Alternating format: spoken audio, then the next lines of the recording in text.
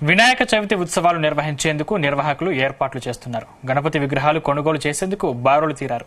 వినాయక చవితి కావడంతో జనం రద్దీ పెరిగింది. చూడగానే కట్టి పడేసేలా ఉన్న గణపతి విగ్రహాలు వివిధ ఆకృతులతో ఆధ్యాత్మికత ఉట్టిపడేలా ఆకట్టుకుంటున్నాయి. సరసమైన ధరలు ఉన్నాయని కొనుగోలుదారులు అంటున్నారు. వినాయక విగ్రహాల కొనుగోలుపై మరింత సమాచారం మా వరంగల్ ప్రతినిధి శ్రీకాంత్ అందిస్తారు. వచ్చినట్టే చాలు ఇక్కడ ఊరు వాడ కూడా సంబరాలను అయితే అంబరాన్ని నడుతున్న పరిస్థితి కనిపిస్తుంది. ఇక్కడ చిన్న పెద్ద తేడా లేకుండా కూడా పెద్ద సంఖ్యలో కూడా ఇటు వినాయక విగ్రహాలను కొనుగోలు చేస్తున్నటువంటి సిచ్యువేషన్ కనిపిస్తుంది. ఉమ్మడి వరంగల్ జిల్లా వ్యాప్తంగా కూడా ఇదే సిచ్యువేషన్ ఉంది. అంటే మనం ప్రస్తున్నటువంటి ఇక్కడ వినాయక విగ్రహాలు తరలింపు వద్ద ఉన్నాయి. ఇక్కడ కొంతమంది ఉన్నారు, వాళ్ళని తెలుసుకుందాం. ప్రధానంగా మీరు చెప్పండి, ఎట్లా అనిపిస్తుంది ఈసారి వినాయక చవితి? ఇక్కడ చాలా అద్భుతంగా అనిపిస్తుంది. ప్రతి సంవత్సరం కూడా ఇలాగే మనం చాలా ఎంతో ఘనంగా చేసుకుంటాము ఈ వినాయక నవరాత్రి ఉత్సవాలు. అందులో భాగంగా కొంచెం అవేర్నెస్ వచ్చింది ఈ మధ్య. పర్యావరణాన్ని రక్షించాలనే ఉద్దేశం కొద్దీ చాలా మంది మట్టి వినాయకులు తీసుకుని వెళ్తున్నారు. ఇక్కడ చూసుకున్నట్టయితే మనం అన్ని కూడా మట్టి వినాయకులే. చాలా అద్భుతంగా అనిపిస్తుంది. అంటే ఎన్ని రోజుల పాటు ఇక్కడ 9 రోజుల పాటు జరుగుతాయి, అనేక పూజలు జరుగుతాయి.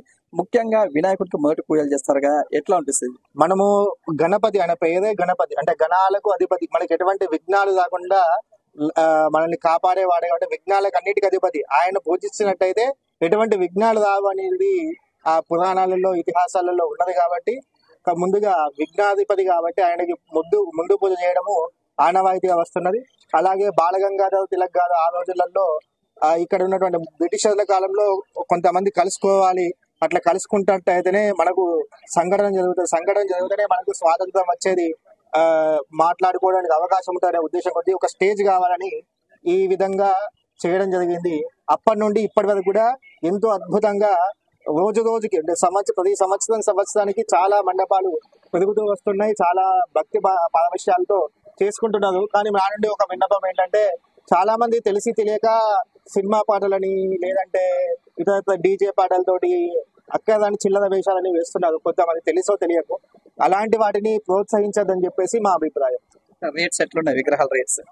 మామూలుగా ప్లాస్టర్ ఆఫ్ పారిస్ తో పోల్చుకుంటే మట్టి విగ్రహాలు చేయడము కొంచెం కష్టమైన పని, కొంచెము ఖర్చుతో కూడుకున్నది. అయినప్పటికీ కూడా మట్టి విగ్రహాలు మహా అయితే ఎన్నో ఖర్చు పెడుతూ ఉంటాం. అందులో ఒక 1000-2000 ఎక్కువ ఉంటుంది కావచ్చు అంతే మట్టి విగ్రహాలు. కాబట్టి మట్టి విగ్రహాల్లో పెట్టుకోవడం వల్ల పర్యావరణానికి ఎటువంటి సమస్య రాకుండా ఉంటుంది, మనము బాగుంటుంది. మీరు ఎన్ని సంవత్సరాల నుంచి విగ్రహాలు ఇక్కడ నిర్వహిస్తున్నారు? అదే విధంగా మీరు ఎన్ని సంవత్సరాల విగ్రహాలు పెడుతున్నారు?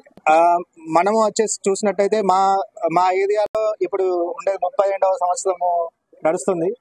అంటే వెనుకటి నుండి తరాల నుండి పెట్టుకుంటూ వస్తున్నారు. అలాగే ఇప్పుడు కూడా కొనసాగుతూ వస్తుంది. చూసుకోవచ్చు, ఇక్కడ ఉమ్మడి వరంగల్ జిల్లా వ్యాప్తంగా కూడా వినాయక చవితి సంబరాలను అయితే అమరానుకో పరిస్థితి కనిపిస్తే ఇప్పటికే ఈ యొక్క విగ్రహాల కొనుగోలు చేసేందుకు పెద్ద సంఖ్యలో కూడా ఇక్కడ నగరానికి చేరుకుంటున్నారు. ఇక్కడ నుంచి 5 ఫీట్ల నుంచి కూడా 20 ఫీట్ల వరకు భారీ విగ్రహాలు కూడా కొనుగోలు చేయడమే కాకుండా ఇక్కడ ఎక్కువ కూడా ప్లాస్టర్ ఆఫ్ ప్యారిస్ కాకుండా కూడా మట్టి విగ్రహాలనే కొనుగోలు చేయాలి, పర్యావరణాన్ని కాపాడాలని చెప్పి సూచిస్తున్నటువంటి సిచ్యువేషన్ కనిపిస్తుంది.